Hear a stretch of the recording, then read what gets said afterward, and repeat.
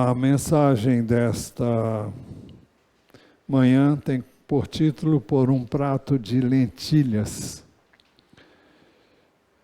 O texto é Hebreus 12, 14 a 17, eu vou ler.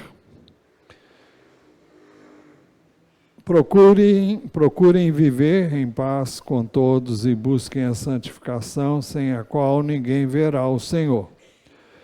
Cuidem para que ninguém fique afastado da graça de Deus e que nenhuma raiz de amargura brotando cause perturbação e por meio dela muitos sejam contaminados. E cuidem para que não haja nenhum impuro ou profano, como foi Esaú, o qual, por um prato de comida, vendeu o seu direito de primogenitura. Vocês sabem também que, posteriormente, querendo herdar a bênção, foi rejeitado, pois não achou lugar de arrependimento, embora com lágrimas o tivesse buscado. No dia 8 deste mês, examinamos os 4 primeiros mandamentos que são encontrados neste texto. Hoje, com a graça de Deus, queremos examinar o 5º mandamento, mas, para efeito de raciocínio, nós vamos citar rapidamente os 4 primeiros mandamentos antes de entrarmos no 5º. O primeiro é: procure viver em paz com todos. É algo que eu, você, todos nós devemos buscar com empenho. O segundo mandamento é: busquem a santificação. Por que buscar a santificação? Porque sem a santificação ninguém verá o Senhor. Em outras palavras, não é algo opcional. Eu sou salvo pela graça. Sim, mas graça não é permissão para pecar. Graça não é permissão para você fazer o que você quer. Eu não ia parar, mas vou parar aqui um pouquinho. É importante nós entendermos que Jesus disse que muitos dirão naquele dia: em teu nome não fizemos isso, não fizemos aquilo, cura, milagres, expulsão de demônios e tantas outras coisas. Mas ele vai dizer naquele dia: nunca conheci vocês. Afastem-se de mim, vocês que praticam a iniquidade. Então, é algo que devemos considerar. Terceiro mandamento: cuidem para que ninguém fique afastado da graça de Deus. Se estamos na graça, é possível nos afastar dela, é possível que graça deixe de ser graça, os salvos deixem de ser salvos. Graça de Deus significa favor de Deus. Mas é importante atentar, porque eu não vou citar os textos que já foram citados na mensagem anterior, mas João, apóstolo, escrevendo na sua primeira epístola, no capítulo 2, versos 18 e 19, vou citar apenas esse texto, em relação a isso, diz: filhinhos, esta é a última hora. E como vocês ouviram que o anticristo vem, também agora muitos anticristos têm surgido, por isso sabemos que é a última hora. Eles saíram do nosso meio, mas não eram dos nossos. Porque se tivessem sido dos nossos, teriam permanecido conosco. Mas eles se foram para que ficasse manifesto que nenhum deles é dos nossos. Um dos ensinos básicos da nossa fé e da palavra de Deus é a necessidade da perseverança dos salvos. Nós não perseveramos para ser salvos, nós perseveramos porque somos salvos. Quem é salvo permanece. E o quarto mandamento: cuidem para que nenhuma raiz de amargura brotando cause perturbação, e por meio dela muitos sejam contaminados. O texto de nenhuma raiz de amargura tem a sua explicação em Deuteronômio 29, 18. E o final desse verso diz assim: que não haja entre vocês raiz que produza erva venenosa e amarga. Que não haja entre vocês aquilo que pode contaminar e pode destruir vidas. E aqui fala de amargura, a amargura que existe na pessoa que foi ferida, ofendida e que não perdoou. Muitas vezes o assunto não foi sequer tratado com a outra pessoa, ficou por isso mesmo. O assunto parece que morreu ali, mas por dentro a ferida ainda está aberta. Por que está aberta? Porque não foi curada, não houve perdão, não houve conserto, não houve acerto. Então, quando surgem problemas pequenos, eles se tornam grandes, enormes, porque aquilo que está lá dentro brota, sai, e são as discussões, as discórdias, as dissensões, e tudo isso vai minando, cada dia, cada vez mais, o relacionamento seu com quem quer que seja. É uma raiz. É uma raiz de amargura encoberta pela terra do tempo. Mas ela vai brotar. Ela está apenas encoberta. E quando brotar, o que vai sair não vai ser nada bom. Vai sair veneno e morte. Por isso, nós precisamos resolver as questões pendentes, perdoar, perdoar, amar, amar sempre. Vamos entrar então no quinto mandamento, que ainda não foi examinado. E cuidem para que não haja nenhum impuro ou profano como foi Esaú, o qual, por um prato de comida, outras versões diz por um prato de lentilhas, vendeu o seu direito de primogenitura. E cuidem para que não haja nenhum impuro ou profano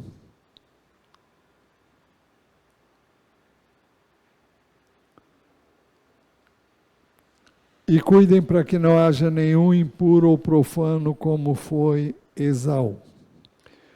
A palavra que a NAA traduz como impuro, outras versões traduzem como imoral. E a palavra é uma palavra grega, pornos, de onde se deriva a palavra no português pornografia e tudo que diz respeito à pornografia. É tudo aquilo que é praticado, que é imoral, que é contra a palavra de Deus, fala de sexo, sobretudo, fora dos princípios que Deus estabeleceu na sua palavra. Então, por isso, a tradução de impuro. Impureza é aquilo que você pratica que contamina a sua carne através da prática normalmente sexual, seja ela em quaisquer níveis possíveis ou imagináveis. não há, todavia, como saber se esse termo se aplica a Esaú. Porque o texto diz, e cuidem para que não haja nenhum impuro. Depois diz, ou profano, como Esaú. E é possível que a segunda palavra, profano, se refira a Esaú, mas não necessariamente a ele em relação à primeira palavra, impuro. Mas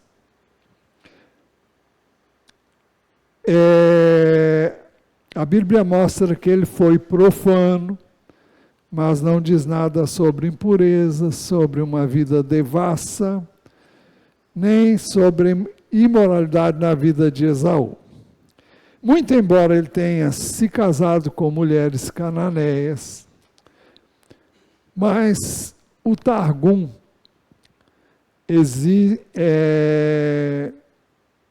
diz alguma coisa que vale considerar para efeito de raciocínio, mas não há como afirmar que aquilo que é dito no Targum seja verídico. O que é o Targum? É uma paráfrase aramaica, uma tradução de uma interpretação de alguma porção do Velho Testamento.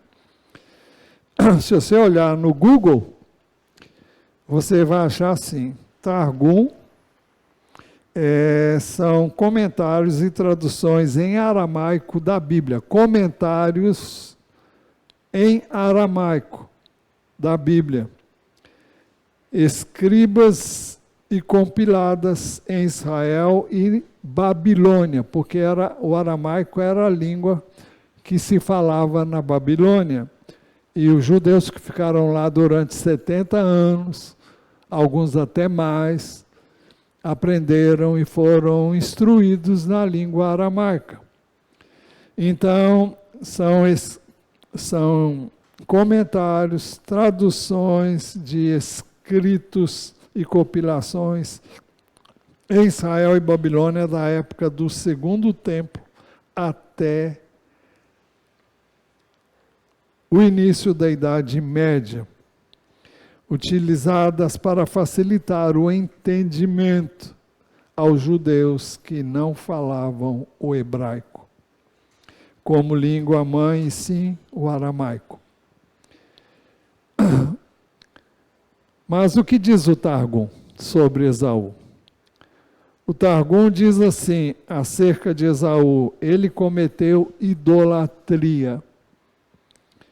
Não é difícil imaginar isso, porque ele se casou com mulheres cananeias, e elas eram idólatras. Ele derramou sangue inocente, isso a Bíblia não diz. Ele se deitou com uma virgem noiva, não sabemos isso através da Bíblia. Ele negou o mundo vindouro, ou seja, o que vem depois. Ele desprezou o seu direito de primogenitura. A única coisa que a Bíblia diz é sobre esse último item. Seja como for, o texto bíblico que estamos examinando de Hebreus diz, e cuidem para que não haja nenhum impuro. Então, quer tenha sido uma referência a Esaú ou não, é algo que eu e você devemos evitar e fugir realmente da imoralidade. E cuidem para que não haja nenhum impuro. Nós vivemos num mundo de impureza. Nós vivemos num mundo em que ensina a impureza. Nós vivemos num mundo em que a impureza é incentivada. Assim que eu cheguei, eu vi uma propaganda de um filme falando sobre tentação, não sei aonde. E esqueci completamente agora. Mas, e o camarada tinha um homem e uma mulher, a mulher em trajes não tão indecentes, mas bem mínimos, e ele estava segurando uma maçã. A tentação não sei aonde.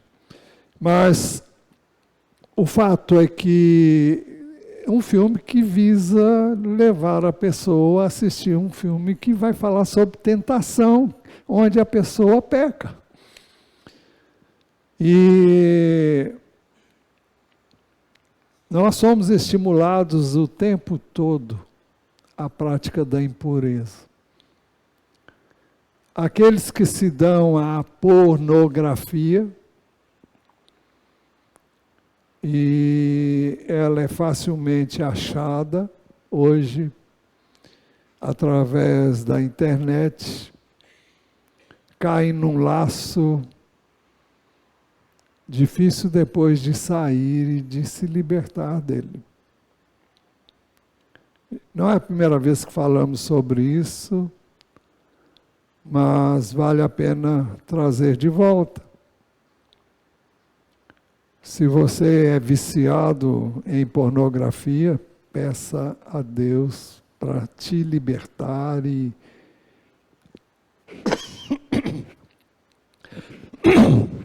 decida, escolha ser liberto.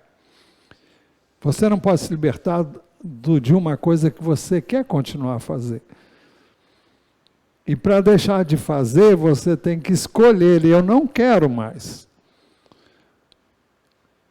Ninguém escolhe perdoar, ninguém escolhe, aliás, ninguém decide, não é bem a palavra. Ninguém perdoa porque é natural perdoar. Não é tão natural assim. Não é tão natural você amar quem te trata mal.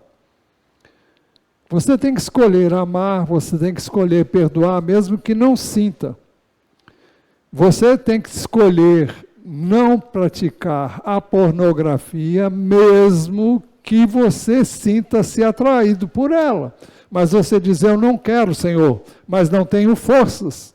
Me ajuda. Nós temos que confessar a nossa fraqueza, isso tem que ser de coração. Não significa que você não vai ser tentado. As pessoas, às vezes, entram por um caminho errado e elas não conseguem sair e elas dizem, não tem saída. Não tem mesmo, para você não tem. Mas se você escolher, eu quero, e Deus reconhece que eu não posso, mas eu quero a tua interferência, quero de coração. Hoje nós citamos aqui na escola bíblica, vocês me buscarão e me acharão quando me buscarem de todo o coração. Serei achado por vocês, diz o Senhor, e farei com que mude a sorte de vocês. Jeremias 29, acho que 14, 13 e 14, por ali, se não é bem pertinho.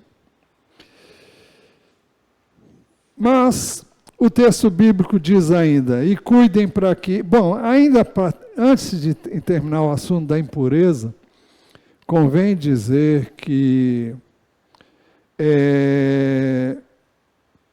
quando você vê pornografia, você atrai demônios na sua vida que vão tornar a sua vida infernal.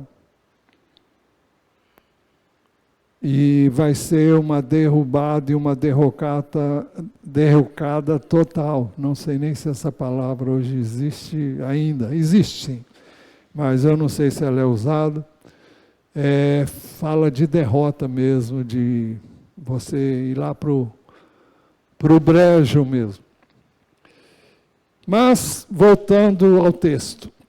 O texto bíblico diz ainda, e cuidem para que não haja nenhum impuro ou profano como foi Esaú.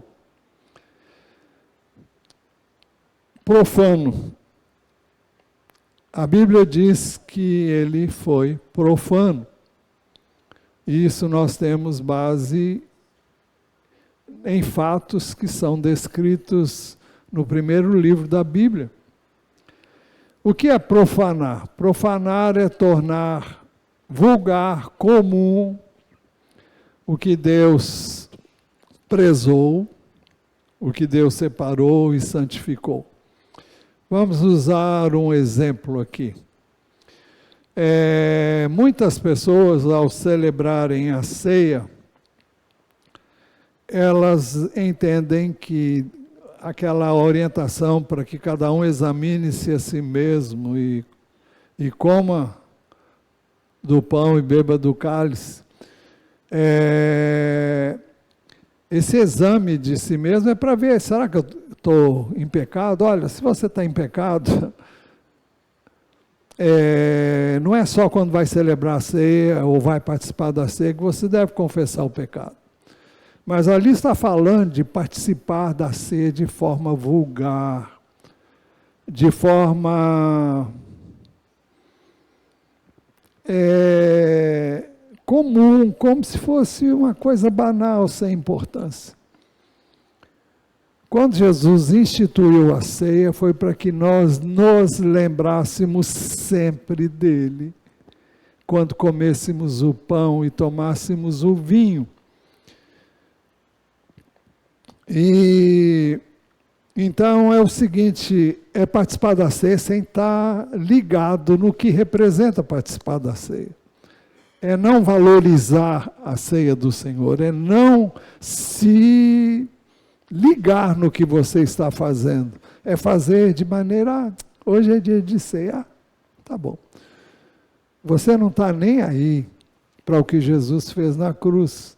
É isso que é para praticar indignamente. E se você sabe o que ele fez na cruz por você, você não vai viver na prática do pecado. E o pecado é algo que devemos confessar todos os dias. Mas então, profanar é tornar vulgar, comum, o que Deus prezou, o que Deus separou, o que Deus santificou. Porque Esaú foi profano. O que foi que ele tratou com desdém, com desprezo, com vulgaridade? O seu direito de primogenitura. O primogênito, ou seja, o primeiro filho, era o princípio do vigor paterno.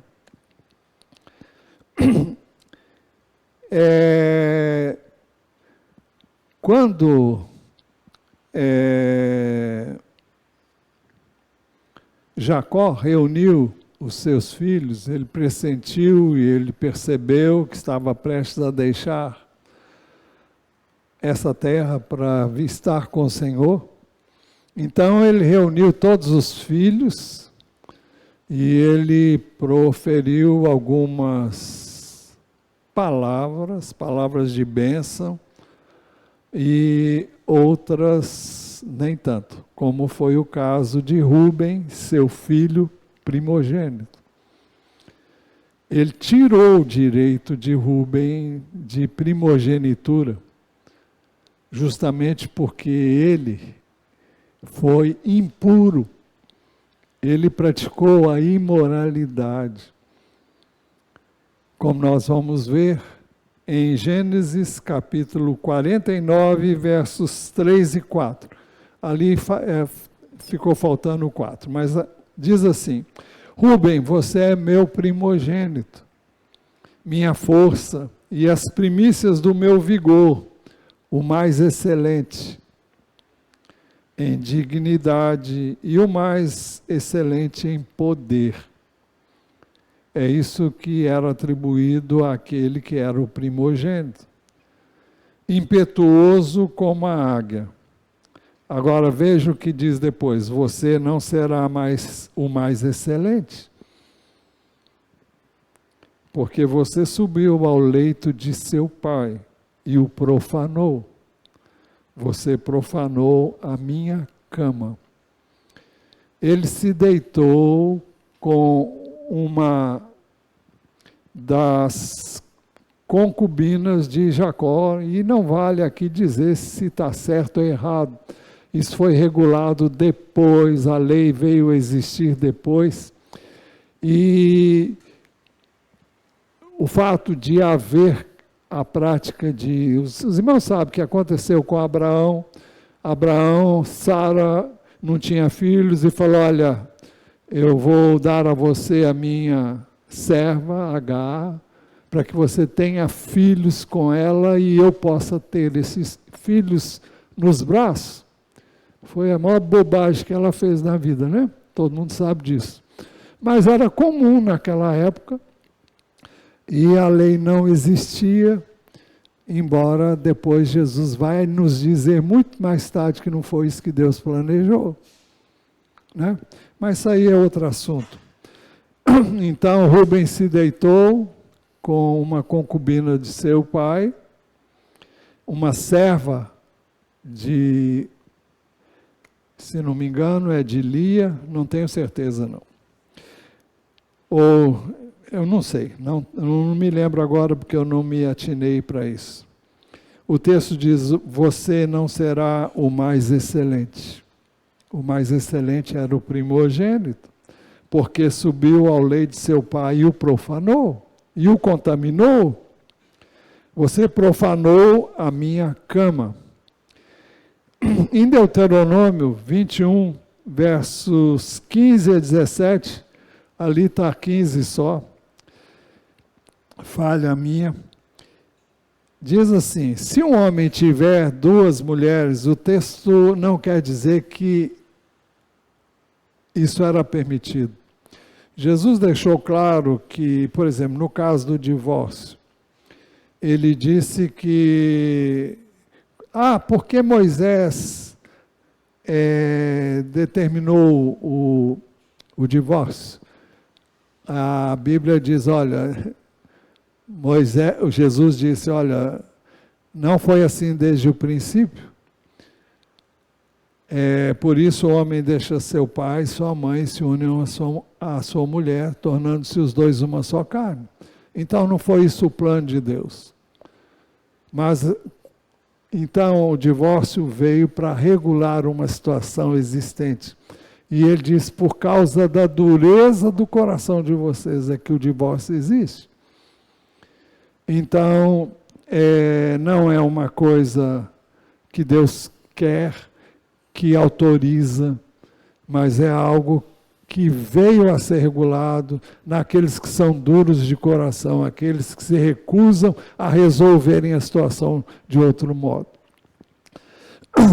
Se o homem tiver duas mulheres, uma a quem ama e a outra a quem não ama, e as duas lhe derem filhos, e o primogênito for da que ele não ama, no dia em que repartir a herança entre os filhos, não poderá dar a primogênita ao filho da amada, preferindo-o ao filho da que ele não ama e que é de fato o primogênito.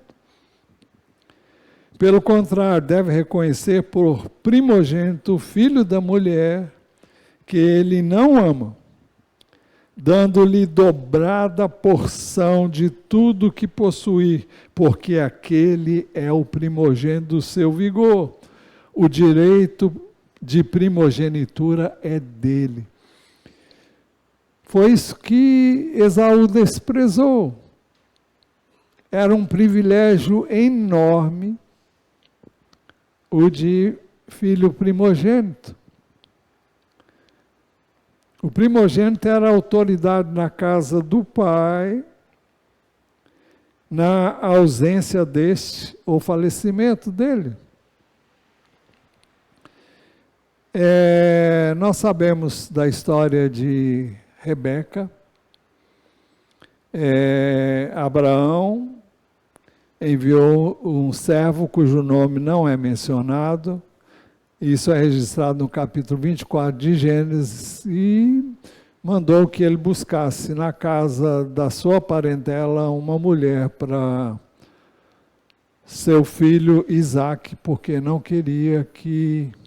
Não, peraí. Sim.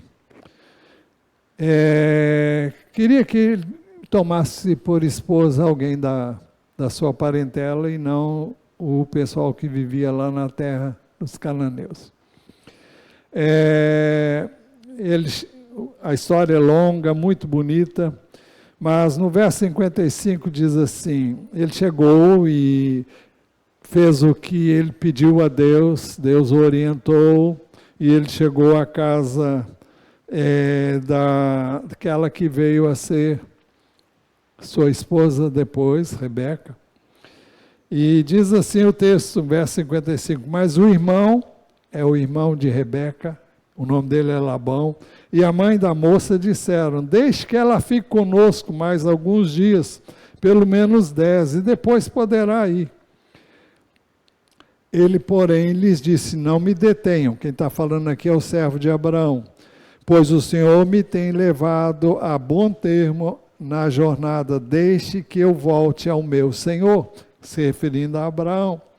Disseram, vamos chamar a moça para ver o que ela diz. Chamaram, pois, Rebeca e lhe perguntaram, você quer ir com este homem? Ela respondeu, sim, quero. Então deixaram que Rebeca, a irmã deles, partisse junto com a sua ama, com o servo de Abraão e os homens que estavam com ele. Abençoaram Rebeca e lhe disseram que você, nossa irmã, quem está dizendo isso é o filho mais velho, seja a mãe de milhares de mulheres e que a sua descendência tome posse das cidades dos seus inimigos. Por que ele estava abençoando a sua irmã? Porque o pai não estava mais lá. E o primogênito é que tinha essa responsabilidade. Então ele assumia a liderança da casa na ausência ou na falta do pai.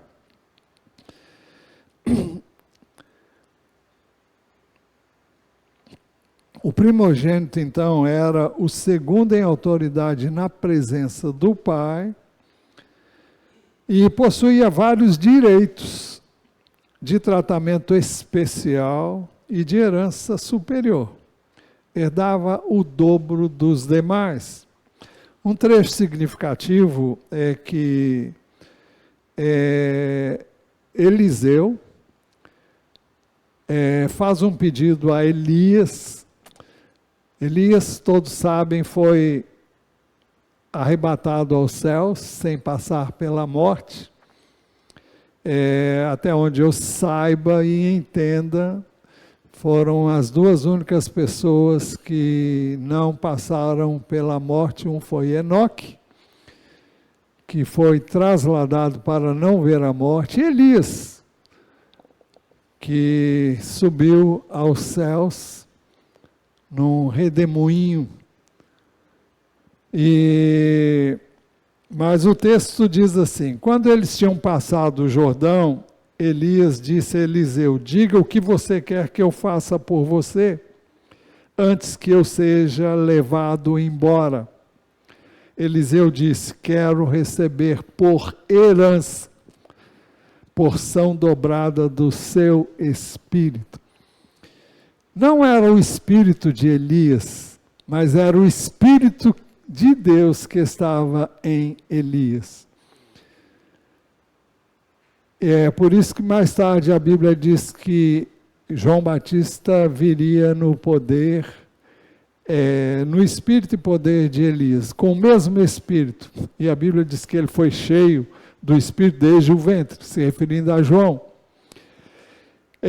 Então, o que Eliseu pediu foi, olha, eu quero o dobro da sua herança para mim. E Elias disse, olha, se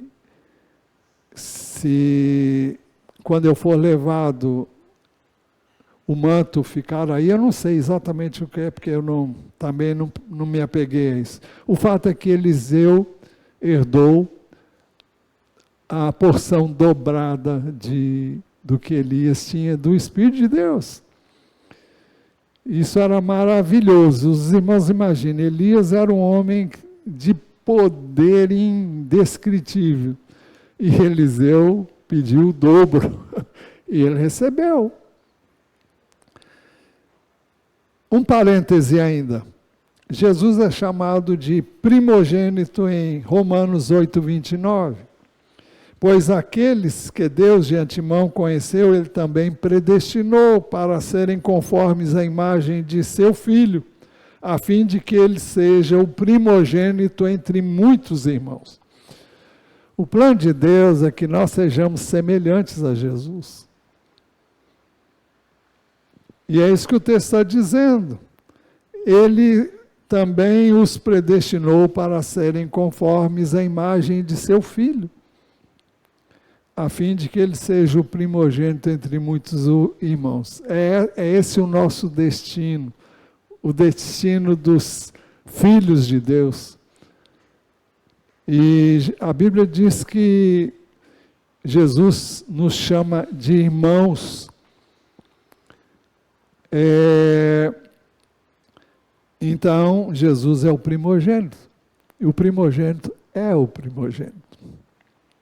Nunca seremos como Jesus é, mas seremos seus irmãos. Somos seus irmãos. Colossenses 3:15, 18 diz assim, falando de Jesus, ele é a imagem do Deus invisível, o primogênito de toda a criação. Antes de continuar, muitas pessoas pegam esse texto e dizem que Jesus é criação de Deus. Se você ler só esse verso, vai parecer que é isso que está dizendo. Ele é a imagem do Deus invisível, o primogênito de toda a criação, ou seja, o primeiro a ser criado. Agora veja o que diz o verso seguinte, que desfaz toda a aparente declaração errada do primeiro. 16, pois nele, através dele, por meio dele, pois nele foram criadas todas as coisas. Ele é o Criador. Ele não foi criado, mas ele é o Criador. Ele é o primeiro em tudo. E foi do agrado do Pai que ele fosse o Criador, de todas as coisas. Esse texto diz isso, eu ia citar outros, mas pois nele foram criadas todas as coisas, nos céus e sobre a terra, as visíveis e as invisíveis, sejam tronos, sejam soberanias, quer principados, quer potestades, tudo foi criado por meio dele e para ele.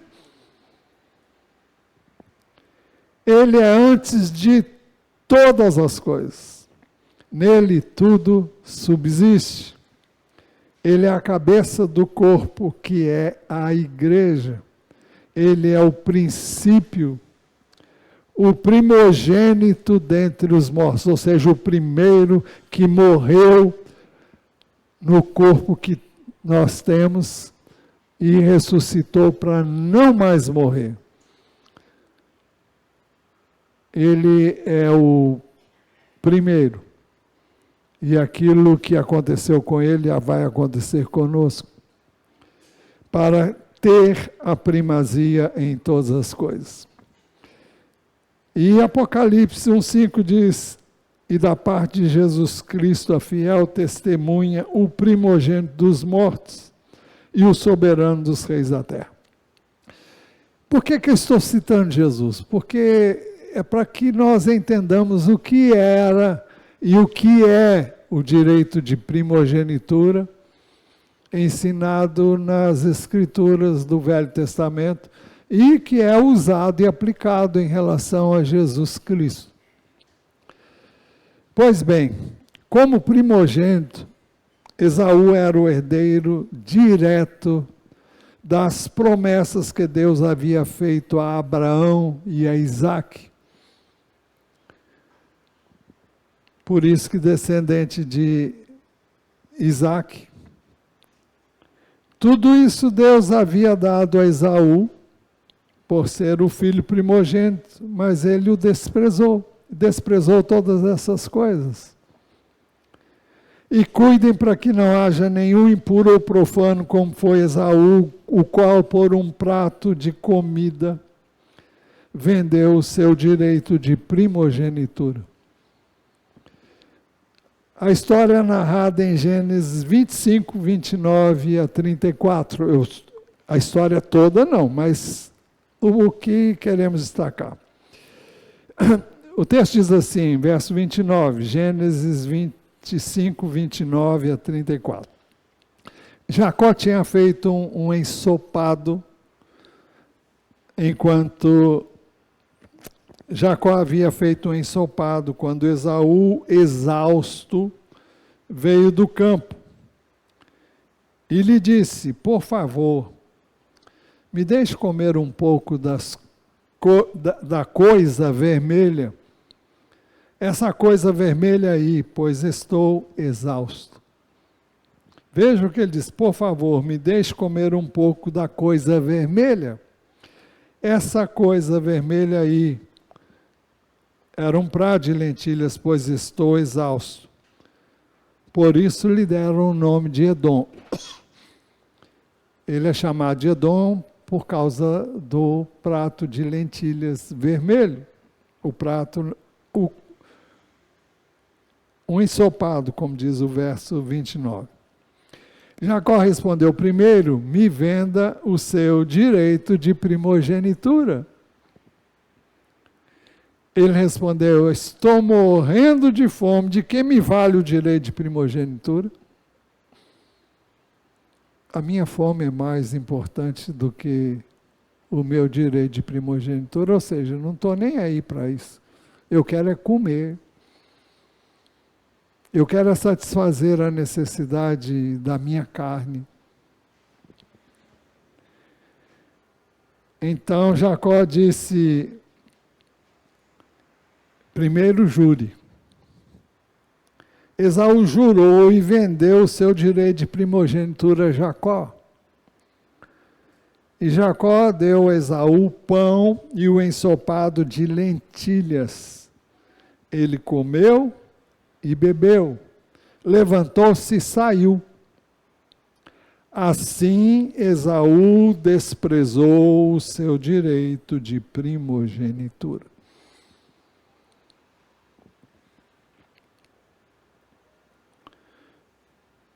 Então, ele jogou fora um direito que tinha por uma coisa que não merecia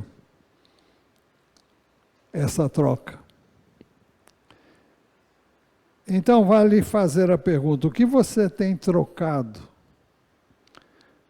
por aquilo que Deus tem como precioso? O que você tem trocado pela palavra de Deus? O que você tem trocado pela oração, pela comunhão com Ele?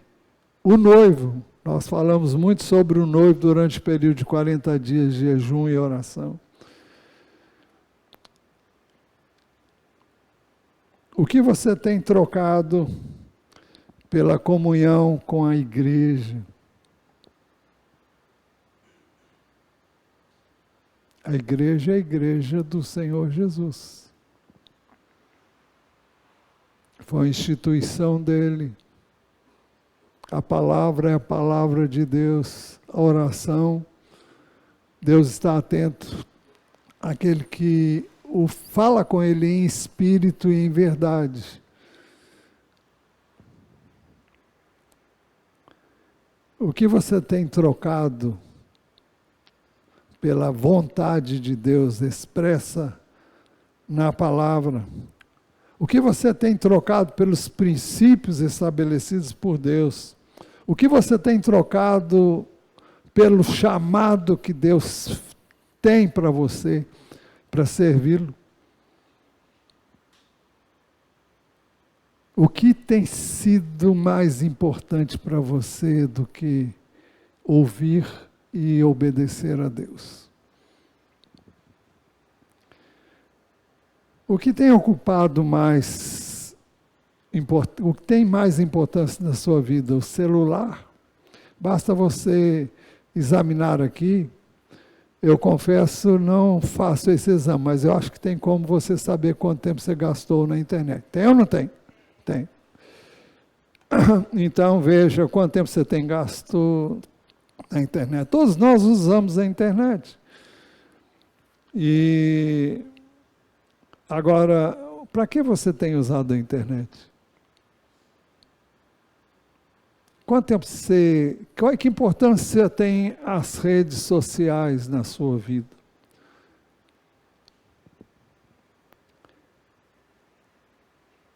Não sei se a TV hoje, mas vale falar, ou o futebol, quanta gente vai no jogo de futebol e não vem aqui. Ou então fica em casa para ver um jogo de futebol. Os amigos, os próprios filhos, os pais, os irmãos, a namorada, a esposa, o marido. Você vai dizer, que isso? Todas essas coisas têm o seu lugar,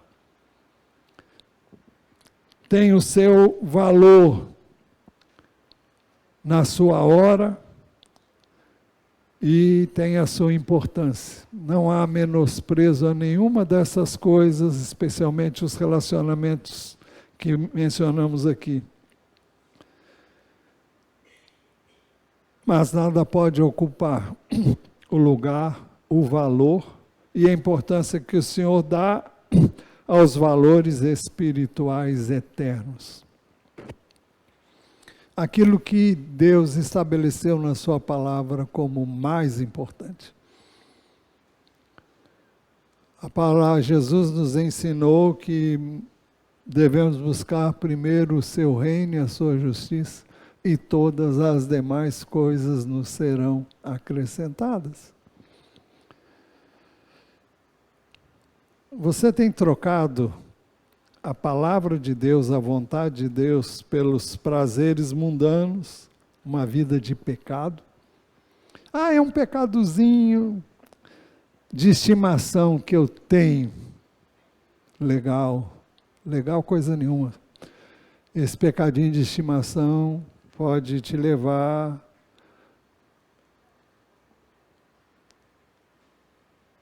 a quê? Pode destruir a sua vida. Aqui e talvez na eternidade, porque os valores estão totalmente invertidos. O texto diz que mais tarde Esaú correu atrás da bênção, mas ele foi rejeitado. Vocês sabem também que posteriormente, querendo herdar a bênção, foi rejeitado, pois não achou lugar de arrependimento, embora com lágrimas o tivesse buscado.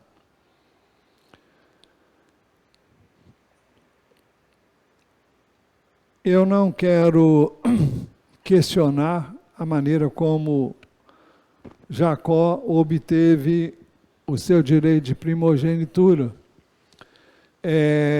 Esaú vendeu, literalmente vendeu. Então ele tinha esse direito.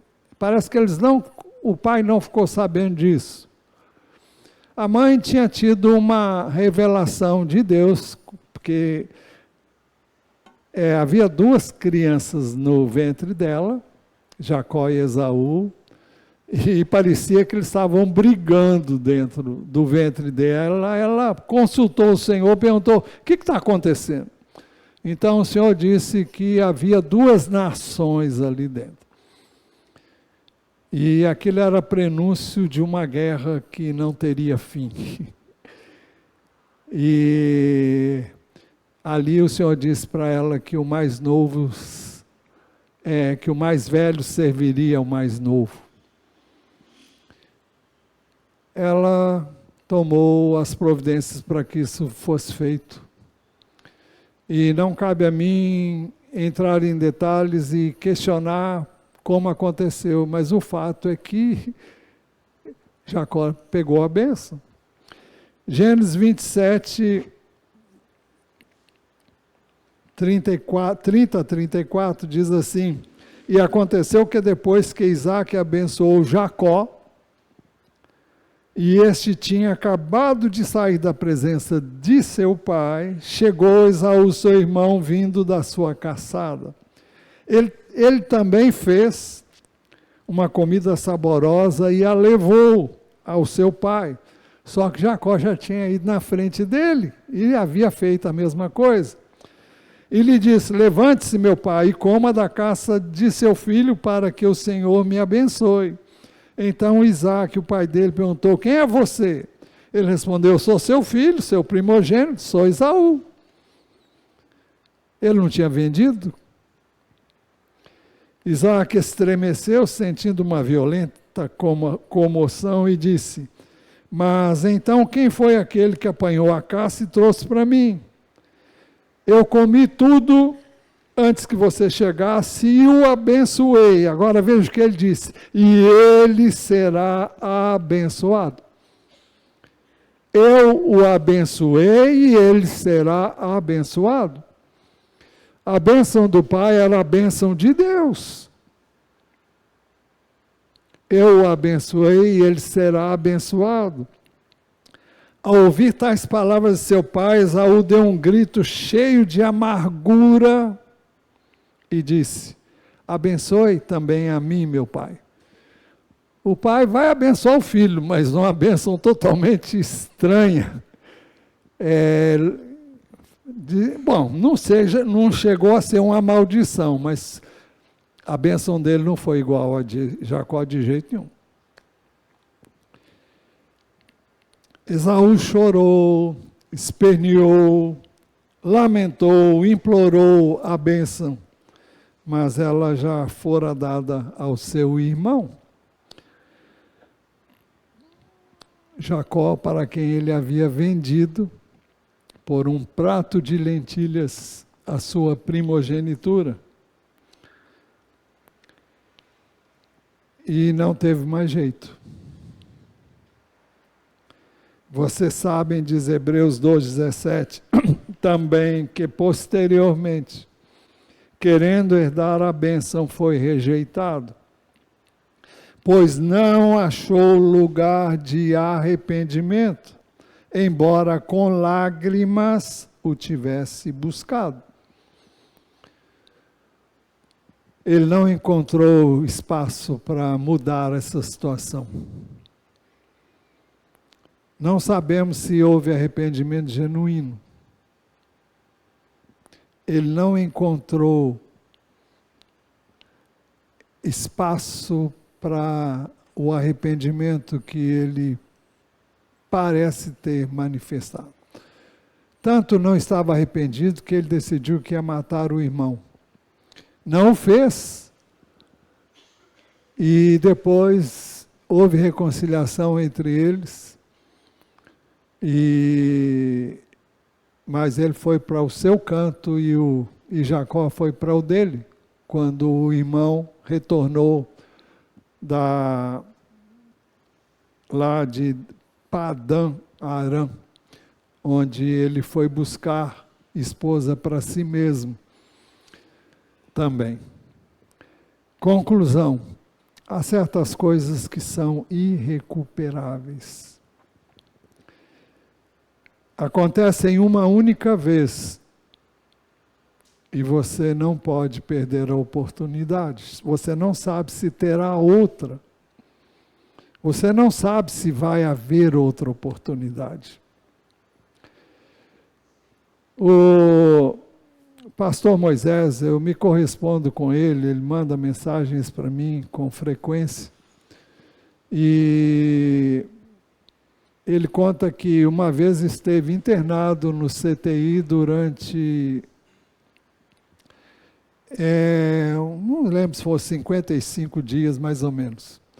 E diz que entrou uma jovem lá, aparentemente muito bem, e levaram-na para o CTI, e ela, com arrogância, com soberba, ela disse: eu não tinha que estar aqui, eu não tenho nada. E eles explicaram para ela: olha, o que você tem é muito grave, precisa ser examinado. E ela continuou aqui dizendo assim. Ela veio a óbito logo depois. Então, nós temos que estar atento, nós não sabemos quando vai acontecer. Pode acontecer de uma hora para outra. E pode não dar tempo de uma reconciliação, de um acerto com Deus, de mudança de trajetória, de vida. Não pode não haver tempo para mudanças futuras. As mudanças devem ser imediatas, uma vez constatado o erro, a falta, o pecado, a transgressão.